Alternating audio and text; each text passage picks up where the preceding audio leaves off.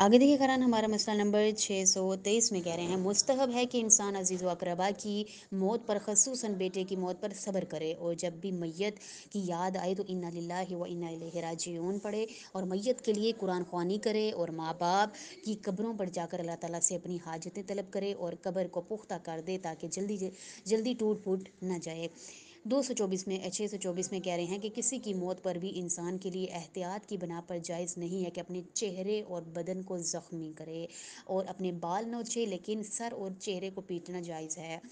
625 میں کہہ رہے ہیں کہ احتیاط کی بنا پر باپ اور بھائی کے علاوہ کسی کی بھی میت پر گریبان چاک کرنا جائز نہیں ہے عورت کا، اور احتیاط مستحب یہ ہے کہ ان کی موت پر بھی گریبان چاک نہ کیا جائے۔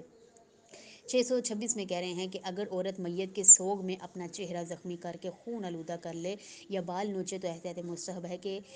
مستحب کی بنا پر وہ ایک غلام آزاد کرائے، مستحب ہے، یا 10 فقیروں کو کھانا کھلائے یا انہیں کپڑے پہنائے، اور اگر مرد اپنی بیوی یا فرزند کی موت پر اپنا گریبان یا لباس پھاڑے تو اس کے لیے بھی یہی حکم ہے۔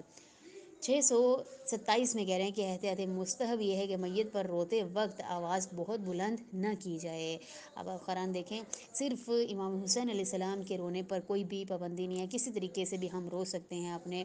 جو ہے اپنے ساتھ کچھ بھی ایسا کر سکتے ہیں کہ جو ہے یہاں پر دیکھیں اپنے جو رشتہ دار ہیں ان کے لیے رونا جو ہے وہ اس طریقے سے رونا جو ہے وہ جائز نہیں ہے بلکہ ناجائز قرار دے دیا جاتا ہے، جبکہ امام حسین علیہ السلام کے لیے رونا جو ہے وہ مستحب ہے اور ان چیزوں کی بھی کوئی پابندی نہیں ہے۔